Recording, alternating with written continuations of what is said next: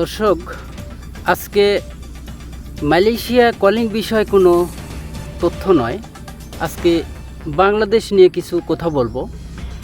আমাদের দেশে Facebook, YouTube এবং সোশ্যাল মিডিয়া, বাংলাদেশ অনেক মিডিয়া অবশ্য প্রচার করছে বাংলাদেশে একটি বিষাক্ত সাপ রাসেল ভাইপার।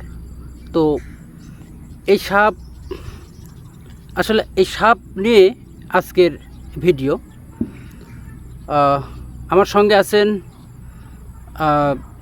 ঝিনাইদহ থেকে মমিনুর রহমান মমিন এবং আমার চাচাতো ভাই। আজকে আপনাদেরকে মমিনুর রহমান মমিন আপনাদেরকে রাসেল ভাইপার সাপের বিষাক্ত সাপ কেমন এবং অনেকেই যারা আতঙ্ক হচ্ছেন বিস্তারিত আপনাদেরকে জানানোর চেষ্টা করবে ইনশাল্লাহ। সঙ্গে থাকুন এবং দেখতে থাকুন। মমিন ভাইয়া, আসলে অনেক দর্শক এরকম আমাকে কমেন্টসে জানিয়েছেন এবং গ্রাম অঞ্চলে যারা বসবাস করেন, এখন তো বর্ষার মৌসুম বাংলাদেশে, আসলে অনেক মানুষ কিন্তু আতঙ্ক, অনেক মানে মোটামুটি 28 থেকে 30টা জেলায় সাপ অলরেডি ঢুকে গেছে। এমনকি আমাদের নাটোরেও রাসেল ভাইপার এরকম সাপ অলরেডি মারছে আমাদের এলাকার সালপাল 2টা। তো এরকম আসলে মানুষ অনেক আতঙ্ক। আসলে আপনি যদি এই বিষয়ে বিস্তারিত বলতেন আমাদের দর্শকের উদ্দেশ্যে, বা আমাদের বাংলাদেশে যেগুলো মানুষ আতঙ্কে ভুগছে, যারা বিশেষ করে কৃষিকাজ যারা করে, অনেকে ভয় পাচ্ছে, বা এখন যেহেতু বর্ষার মৌসুম পানি এসে গেছে, আসলে বিষাক্ত সাপ এই সবল থেকে আসলে কিভাবে বাঁচা যায়, বা কিভাবে মানে তারা সতর্ক থাকবে, এবং আসলে কাজ কাম অনেকে করতে পারতেছে না। তো এই বিষয়ে যদি আপনি কিছু বলতেন তাহলে অনেক উপকার হতো। আসলে আজকে যে বিষয়টা অনেকটা গুরুত্বপূর্ণ। তো সম্প্রতি বাংলাদেশে যে রাসেল ভাইপার বা চন্দ্রবোরা সাপটা নিয়ে খুবই আতঙ্ক মানুষ। তো এই সাপটি সম্পর্কে যা প্রচার হয় তার থেকে কিন্তু অতটা ভয়াবহ বা অতটা না, এটা আসলে আমাদের সচেতন হওয়া লাগবে। মানে এটা আতঙ্ক হয়ে যায় বেশি, বাংলাদেশ আমরা বাঙালিরা আতঙ্ক বেশি হয়ে যায়, মানে অল্পতে খুব ইয়েতে আমরা মানে বেশি ভয় পাই। আসলে আমাদের দেশে ছিল না। 2015 সালে এটা গঙ্গা নদী দিয়ে বাংলাদেশে পদ্মা নদীতে আসে আস্তে আস্তে, তবে গত বছর বেশি আকারে দেখা যায়। এবং পদ্মা নদীর যে তীরবর্তী জেলা নাটোর, তারপরে রাজবাড়ী, মানিকগঞ্জ, এগুলোতে আস্তে আস্তে উত্তরাঞ্চল ফুললি আপনার ছেপে গেছে সাপে। তো আস্তে আস্তে 28টি জেলায়, তারও বেশি অনেকটা জেলায় ছড়িয়ে যাচ্ছে সাপ। এবং এই সাপ সম্পর্কে প্রথমে আমি বলি, সাপটি চন্দ্রবোরা নাম, বাংলায় চন্দ্রবোরা। এর আকার হলো আপনার 5 থেকে 5.5 ফিট লম্বা, এবং মাথাটা ত্রিকোণাভুজ এবং চ্যাপ্টা কোয়ালিটির। এই সাপের চিহ্নটা আপনার গোল গোল ড্র কাটা আছে, লেজটা চিকুন, মাথা চ্যাপ্টা মতন, মাঝখানে মোটা, অনেকটা আপনার ধোড়া সাপের মতন দেখা যায়। বাংলাদেশে যে ধোড়া সাপ ওর মতন দেখা যায়। এরা হলো উভচর এবং দিনে বা রাতে সবসময় চলাফেরা করে, এবং পানিতে বা শুকনা বাসস্থান বা ঝোপঝাড় সব জায়গায় এরা দেখা যায়। এই সাপ কিন্তু একটা মজার বিষয় হলো, সাপ ডিম পাড়ে না, সরাসরি বাচ্চা দেয়। 35টি থেকে একটা প্রাপ্তবয়স্ক সাপ 80টা পর্যন্ত বাচ্চা দিতে পারে। এবং মে মাস, জুন, জুলাই, এই 3 মাস এরা প্রজনন কাল চলে এদের, এবং এই 3 মাসে এরা প্রচুর পরিমাণে বাচ্চা দেয়। তো এই সাপটি কিন্তু 2 রকম বিষ ধারণ করে। অন্য সাপ যেগুলো আছে, আমাদের পদ্ম গোখরা আছে, তারপরে খয়ে গোখরা আছে, বা যেগুলো কেউটে বলা হয়, বা গোমা সাপ বলা হয়, জাইট সাপ বলা হয় যার নাম, এই সাপগুলো কিন্তু একটা বিষ বহন করে, সেটা হলো নিউরোটক্সিন, যেটা মানুষের শরীরে রক্তের সাথে মিশে রক্ত জমাট বাঁধে, হার্ট ব্লকে পরে লোক আস্তে আস্তে চিকিৎসা না নিলে মারা যায়। আর এই সাপটার বিষ হলো 2 ধরনের, একটা হলো হেমোটক্সিন আর একটা হলো নিউরোটক্সিন। হেমোটক্সিনের কাজ হলো আপনার পুরো শরীর প্যারালাইসিস করে দেবে, এবং পরে কিডনি, লিভার নষ্ট হয়ে যাবে। আর নিউরোটক্সিন আপনার রক্তটা জমাট বেঁধে রক্ত চলাচল বন্ধ করে দেবে। এবং ফুসফুসের কার্যক্ষমতা নষ্ট করে দেবে। তো এই সাপটা অনেকে বলছে যে সাপ 15-20 মিনিটের ভিতর কামড়ের ভিতর আপনার মারা যায়, খুব দ্রুত মারা যায়। কিন্তু এটা সম্পূর্ণ ভিত্তিহীন কথা।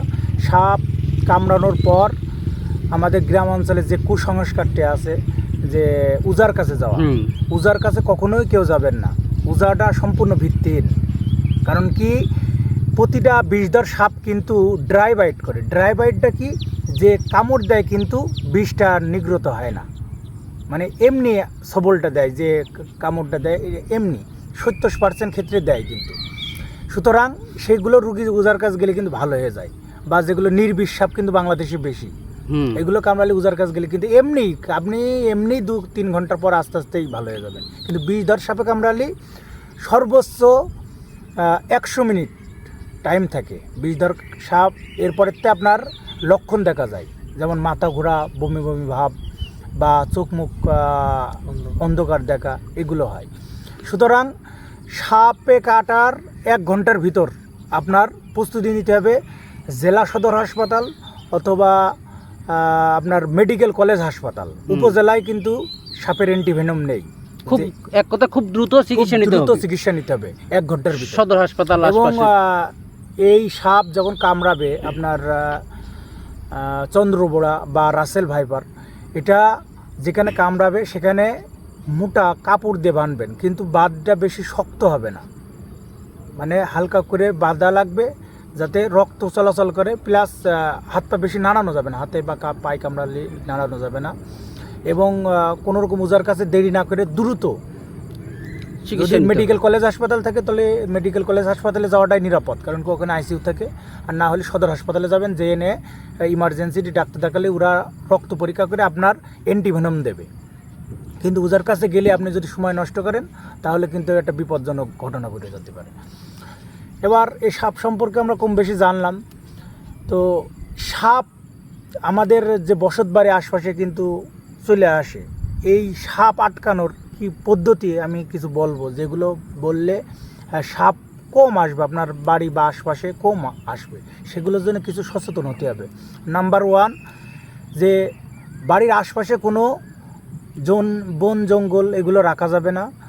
প্লাস ঘরের বিভিন্ন যেগুলো জায়গায় অন্ধকার বা বেশি লোক কম চলাচল করে সেগুলো পরিষ্কার পরিচ্ছন্ন রাখা লাগবে। আর একটা বিষয় হলো, এটা অনেকটা কার্যকরী, বিশেষ করে রাসেল ভাইপার এই সাপের জন্য। সেটা হলো আপনার বাড়ি যদি বিড়াল পালতে পারেন, বিড়ালটা থাকলে কি বিড়ালের কোনো যে 90 মিটার দূরের থেকে বিড়ালের ঘ্রাণটা সাপ কিন্তু পায়। সাপের কিন্তু শ্রবণ শক্তি নেই, সাপ কিন্তু জিহ্বার মাধ্যমে সব কিছু শোনে, জিহ্বা নাড়ায় আর সব কিছু শোনে। সুতরাং ওরা 90 মিটারের ভিতর বুঝতে পারে যে বিড়াল আছে, বিড়াল থাকলে ওরা সেফে থাকে। আর ইঁদুরের কোনো রকম প্রকোপ যেন বাড়ি না থাকে সেটা খেয়াল রাখতে হবে।